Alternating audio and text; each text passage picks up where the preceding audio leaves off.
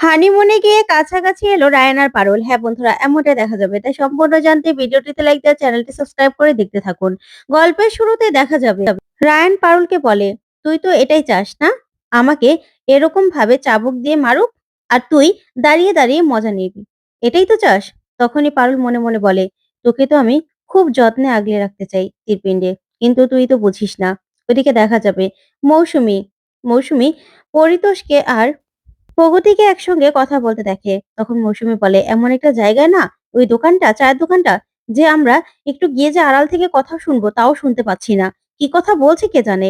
ওইদিকে রায়ান পারুলকে বলে, "এখন কি করব পারুল?" তখন পারুল বলে, "তার মানে রায়ান, ওই কোটটা তো সত্যি। তার মানে আমরা হানিমুনে যাব? অসম্ভব। তোর সঙ্গে আমার এক ঘরে থাকতেই কত সমস্যা হচ্ছে। আবার কিনা হানিমুনে যাব?" তখন রায়ান বলে, "আমিও যাব না।" তখন পারুল বলে, "বেশ, তাহলে তো আমাদের প্রতিবাদ করতেই হবে।" তখন রায়ানের মনে পড়ে যায় চাবুক পেটার কথা।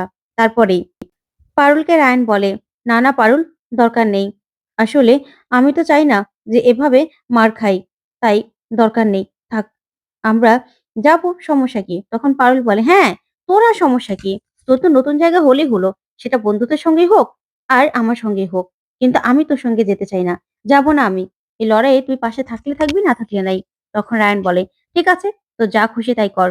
তুই তো তুই আর কি আমার কথা কি ভাববি নাকি?" তখন পারুল বলে, "হ্যাঁ রে, আমি আর তোর কথা কেন ভাববো?" তখন রায়ান বলে, "তাহলে কি বাড়িতে যাবি? নাকি তুই এখানেই দাঁড়িয়ে থাকবি? তাহলে থাক, আমি চলে যাই।"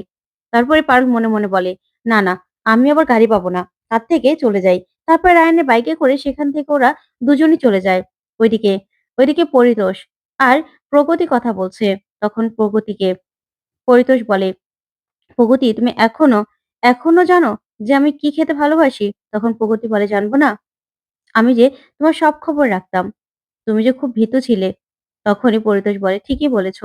তখনই আগের ঘটনা বলে যে প্রগতি পরিতোষকে ভালোবাসতো আর পরিতোষও। কিন্তু প্রগতিকে ভালোবাসার কথা আশুতোষ বসুকে কখনোই বলতে পারেনি। উল্টো আশুতোষ বসু যখনই বিয়ে ঠিক করে তখনই পরিতোষ বিয়েটা করে নেয়। তখন পরিতোষ বলে, "ঠিকই বলেছ। আমি অনেক ভীতু ছিলাম। তাই তো বাবার কথায় সংসারী হয়ে গেলাম। কিন্তু তুমি আজও ৩০ বছর ধরে কেন বিয়ে করছো না বলো তো?" তখন প্রগতি বলে, "দেখো ফরিদা, আমি যতই গল্পে আমি নায়িকা হই না কেন সবার, কিন্তু এক জীবনে আমি তো একজনকেই ভালোবেসেছি বলো?" তখন এই কথা শুনে অবাক হয় পরিতোষ। তারপরে মৌসুমী সেখানে চলে আসে আর এসেই বলে, "তুমি এখানে কি করছো?" তখন ভয় পেয়ে যায় পরিতোষ আর বলে, "ম্যাডাম, আমরা তো ওই হানিমুন নিয়ে কথা বলছিলাম, বলুন।" তখন প্রগতি বলে, "হ্যাঁ।" তারপরে পরিতোষ বলে, "আচ্ছা ঠিক আছে, ওদের হানিমুনে যাওয়ার ব্যবস্থা করে দেব। চলে যাই আমি।" এই বলে মৌসুমী টানতে টানতে পরিতোষকে সেখান থেকে নিয়ে যায়। তখন প্রগতি মনে মনে হাসে আর বলে, "ফরিদা, তুমি এখনো সেই সেই ভীতুই রয়ে গেলে। আগে বাবাকে ভয় পেতে, এখন বউকে ভয় পাও, ছেলেকেও ভয় পাও। তুমি না অন্যরকম।" এই বলে প্রগতি হাসতে থাকে। ওইদিকে দেখা যাবে রায়ান আর পারুল হানিমুনে যায়। তখনই হোটেলে রুম বুক করতে ভিতরে গেলেই এদিকে ছদ্মবেশে সেখানে হাজির থাকে শিরিন আর সংযুক্তা। তখন শিরিন বলে, "ভাগ্যিস কালকে আন্টি আমাকে বলেছিল ওদের এখানে আসার কথা, না হলে তো জানতেই পারতাম না। তা ম্যাডাম, এবারেই কিন্তু পারুলকে আমাদের শেষ করে দিতে হবে। আপনি কি কোনো প্ল্যান ভেবেছেন?" তখন সংযুক্তা বলে, "অবভিয়াসলি, না হলে কি শুধু শুধু তোমাকে এখানে নিয়ে এসেছি নাকি? আমার লোক এখানে চলে আসবে। তারপরে দেখো না ওই পারুলের আমি কি করি।" তখন এই বলে হাসতে থাকে সংযুক্তা। তখন শিরিন বলে, "ম্যাম, পারুলই তো আমাদের আসল শত্রু। পারুলকে সরিয়ে দিলেই হবে। রায়ানের কিছু করার দরকার নেই।" তখন সংযুক্তা বলে, "তোমার এখনো রায়ানের প্রতি সফট কর্নার রয়ে গেছে না শিরিন?" তখন শিরিন কিছুই বলে না। ওইদিকে রায়ান আর পারুল হোটেল রুম বুক করতে যায়। ঠিক তখনই সেখানে হোটেলের ম্যানেজারকে বলে, "দুটো বেড আছে এরকম রুম দিন।" ওইদিকে ছদ্মবেশে আগে থেকেই বসেছিল অনিরুদ্ধ, রুকু, মৈনাক আর মল্লার। তারপরে ওরা ছদ্মবেশ নিয়ে বসে বসে সবটা শুনতে থাকে। তখন হোটেল ম্যানেজার বলে, "না, না, আপনি পারুল আর রায়ান তো? আপনাদের তো কোর্টের অর্ডার আছে। আর আপনাদের জন্য রুম বুকও করা আছে। আমাদেরকে ফোন করে রুম বুক করা হয়েছে আর অ্যাডভান্সও করা হয়ে গেছে। বুঝতে পেরেছেন? তাই অমান্য করা যাবে না। কথা মানতেই হবে, কোর্টের ব্যাপার।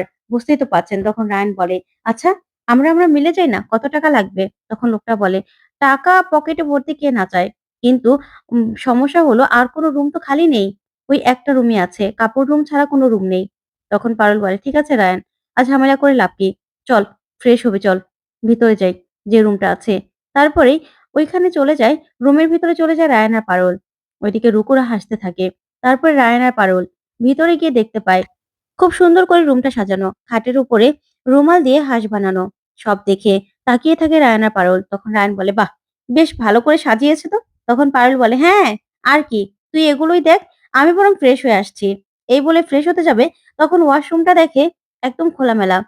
কাচের, যার কারণে বাইরে থেকে সব দেখা যাবে। তখন পারুল বলে, "অসম্ভব! আমি এখানে কিছুতেই থাকবো না, কিছুতেই না। দরকার হলে অন্য হোটেল রুম নিয়ে নেব।" এই বলে চলে যেতে লাগলে রায়ান বলে, "পারুল, তুই কি আমাকে মারতে চাস নাকি?" তখন পারুল বলে, "মানে?" তখন রায়ান বলে, "তুই বুঝতে পারছিস না? কোর্টে গিয়ে মার খেতে হবে। যাওয়া দরকার নেই। ২ টো দিন এখানে মানিয়ে নিতে পারবি না?" তারপরে পারুল বলে, "দূর, আমার ভালো লাগছে না।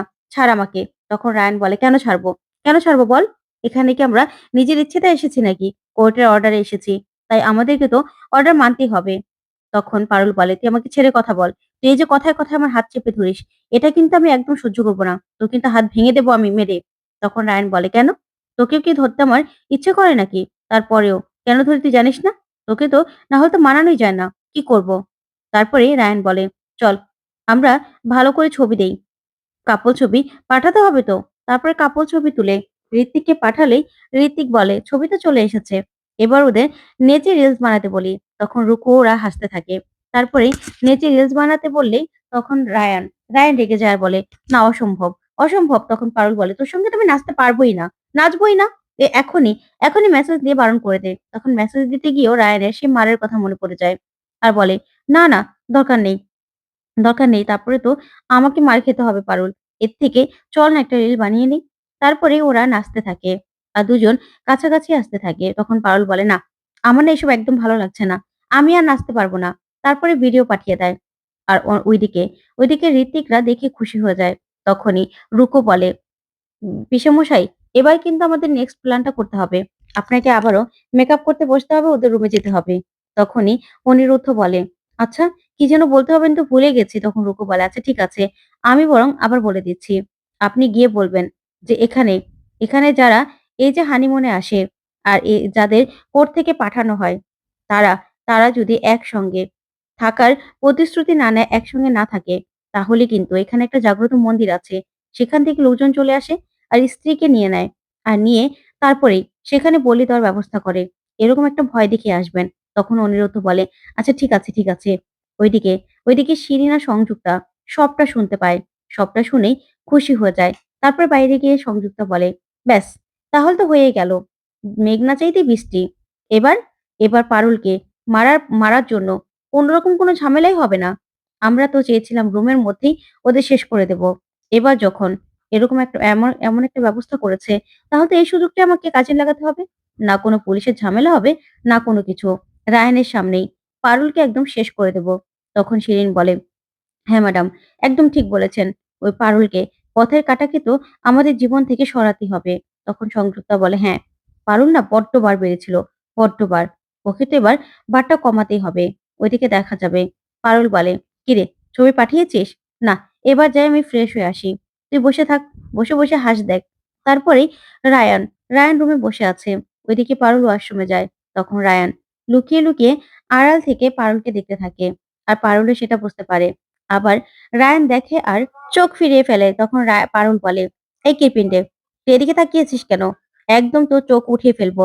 যাকে ভালোবাসিস না, তার দিকে তাকিয়ে থাক যা।" তো বন্ধুরা, কেমন লাগলো আজকের আপডেট? কমেন্ট করে জানাতে ভুলবেন না। ধন্যবাদ।